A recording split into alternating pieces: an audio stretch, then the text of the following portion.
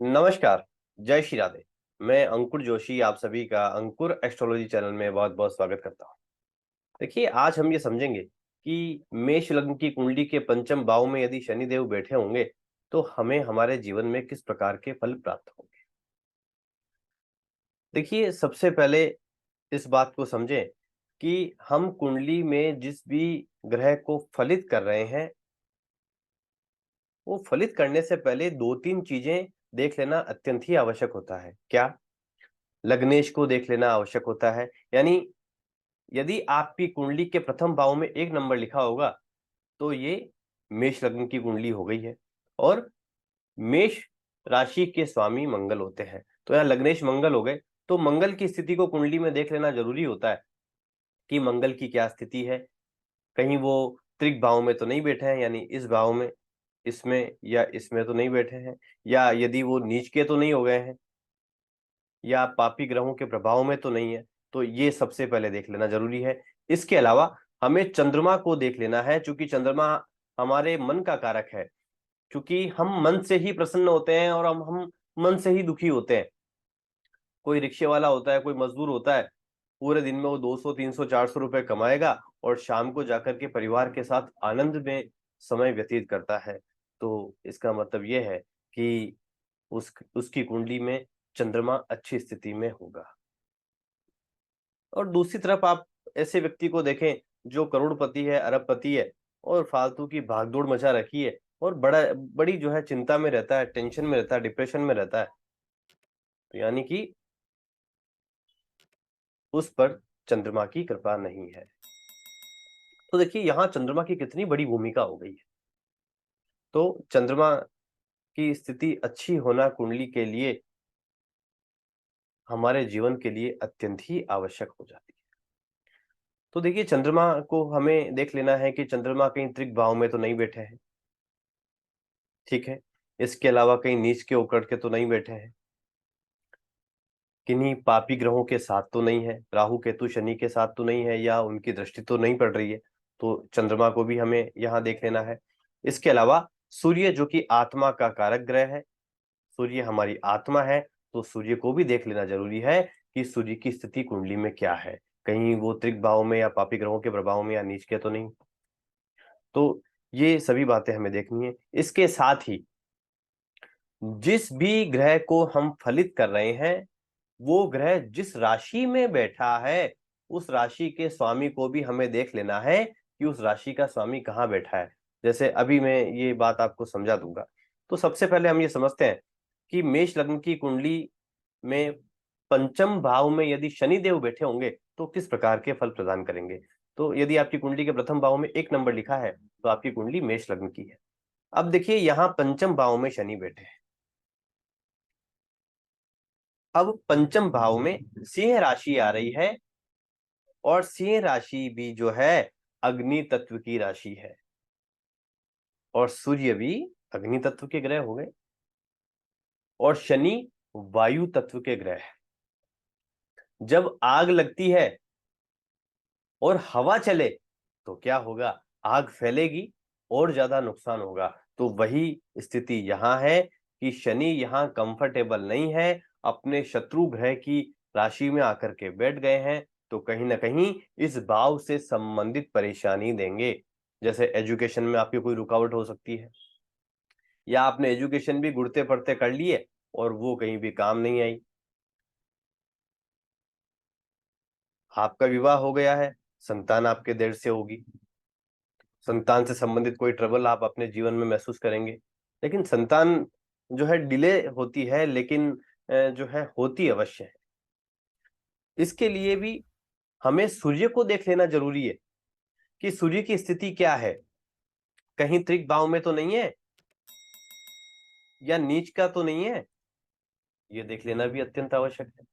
तो यहाँ पर इस भाव में, पंचम भाव में यदि शनि बैठेंगे तो एजुकेशन में रुकावट, विशेष करके लव अफेयर में समस्या हो सकती है। यदि आप किसी से प्रेम करते हैं और विवाह करना चाह रहे हैं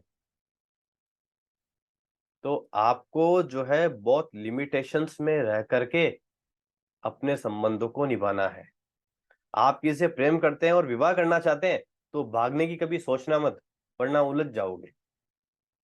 प्रयास ये करना कि नीति से और नियमों से काम हो और परिवार की सहमति से काम हो, अन्यथा आप बहुत परेशानी में उलझ जाएंगे। और वैसे भी आप लव अफेयर में हैं, तो किसी के साथ अफेयर में होंगे तो भी बड़ी चिकचिक और खटास रहती है। तो इसको जो है नीति से या परिवार की सहमति से यदि जीवन में आगे बढ़ेंगे तो आपके लिए अच्छा रहेगा। इसके अलावा मैंने कई बार देखा है कि पंचम भाव में यदि शनि बैठा हो और सूर्य भी कहीं पीड़ित हो जाए कुंडली में, तो ऐसी स्थिति में व्यक्ति यदि शेयर बाजार में पैसा लगाता है तो उसका पैसा फंसता है। जुआ, लॉटरी, सट्टे में यदि पैसा लगाता है तो पैसा फंसता है। यदि आपकी कुंडली के पंचम भाव में शनि बैठे हैं और पंचम भाव का जो स्वामी है सूर्य वो यहां बैठा है यानी उच्च का हो गया, तो ये अपने आप में बहुत अच्छी स्थिति है। यहां भी बैठा है तब भी ठीक है, यहाँ बैठा है तब भी ठीक है, यहाँ बैठा है तब भी ठीक है। यहाँ बैठा है तो शनि की यहाँ सप्तम दृष्टि सूर्य पर पड़ेगी तो थोड़ी परेशानी यहाँ आएगी, लेकिन फिर भी ये एक ठीक स्थिति है। लेकिन मुख्य तौर पर यदि सूर्य की स्थिति कुंडली में अच्छी है, शनि पंचम भाव में बैठे हैं, तो लंबी अवधि के लिए निवेश करना चाहिए। वैसे आपको अवॉइड करने की सलाह मैं दूंगा, क्योंकि इसमें शेयर बाजार के तरीके से चंद्रमा को देख लेना भी जरूरी होता है कि चंद्रमा कहाँ है।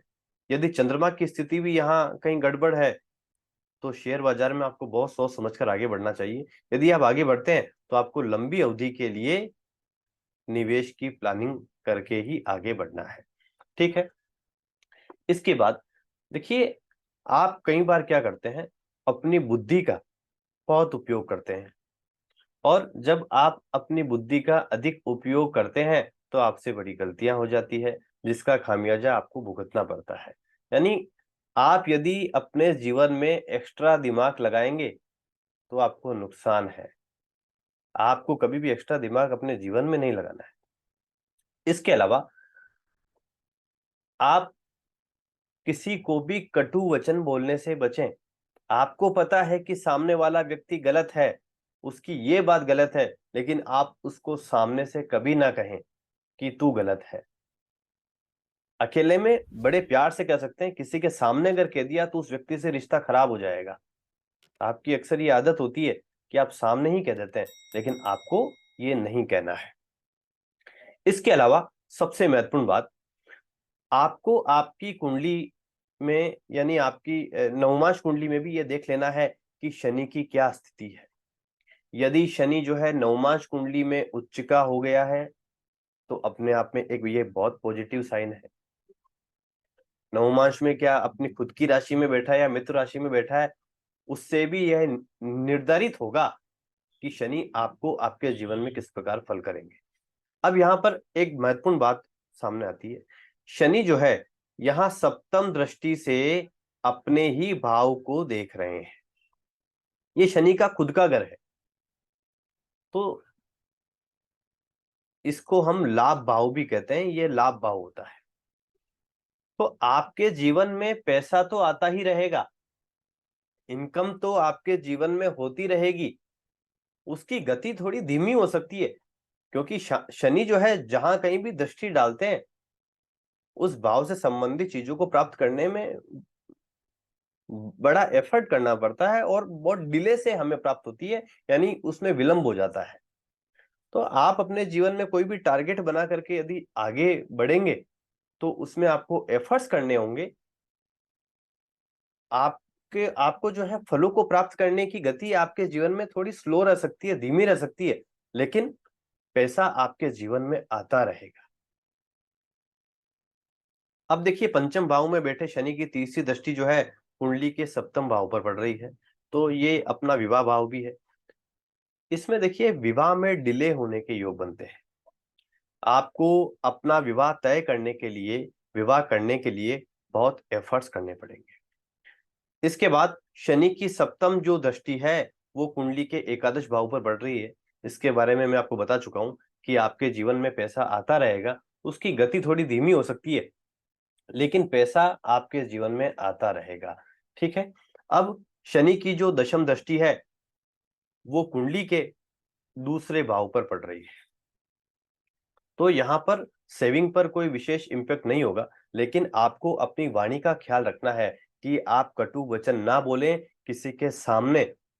किसी को ये ना कहें कि आपकी ये गलती है, यानी कि खरी खरी बात कहने से बचें, अन्यथा परिवार में जो है कुछ अनबन की स्थिति या आपसे कोई नाराज हो सकता है। इस बात का विशेष ख्याल रखें। अब हम यहाँ कुछ युति की बात कर लेते हैं। देखिए, यदि इस भाव में शनि के साथ में यदि शुक्र बैठे होंगे तो ऐसी स्थिति में लव मैरिज के योग बनते हैं, क्योंकि सप्तम भाव का स्वामी शुक्र बनता है, ये प्रेम मोहब्बत के घर में चला गया। तो ऐसे में प्रेम विवाह के योग बनते हैं, लेकिन बहुत संघर्ष करने के बाद आपका प्रेम विवाह होगा, बहुत आपको एफर्ट्स करने होंगे। ठीक है। इसके अलावा अपने आप में ये अच्छा एक धन योग भी है। आप अपनी बुद्धि से, यानी यहाँ शुक्र बैठे होंगे तो आप अपनी बुद्धि से, ये पंचम भाव बुद्धि का है और शुक्र का भाव ये दूसरा भाव यानी धन भाव है, और शनि का ये लाभ भाव है, यानी लाभ भाव का स्वामी शनि यहाँ बैठा है और धन भाव का स्वामी यहाँ बैठा है, यानी कि दोनों की युति हो गई है। बहुत अच्छा सहयोग है, धन के दृष्टिकोण से यह अच्छा सहयोग है। इसके बाद में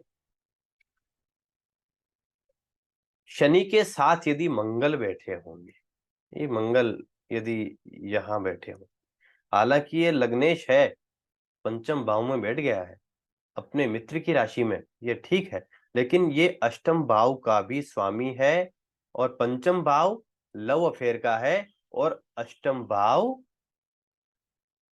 गुप्त बातों को गुप्त रखने का भाव है। तो पंचम भाव लव अफेयर, अष्टम भाव गुप्त, तो आपके जीवन में कुछ ऐसे इंसिडेंट हुए होंगे कि आप उन्हें हमेशा गुप्त रखना चाहेंगे। इसके अलावा सूर्य जो है यदि इस भाव में बैठा होगा तो भी हिडन अफेयर के योग बनते हैं, क्योंकि पंचम भाव प्रेम संबंधों का है, पंचम भाव का स्वामी जो है सूर्य चला गया अष्टम भाव में, तो भी हिडन अफेयर के योग बनते हैं। और संतान को समस्या परेशानी, एजुकेशन में रुकावट, ये सब बातें तो होगी ही यदि सूर्य जो है कुंडली के अष्टम भाव में बैठे होंगे। अब देखिए शनि यहाँ पर आपको पूर्ण फल कब देंगे, जब शनि की महादशा अंतरदशा आपके जीवन में आएगी।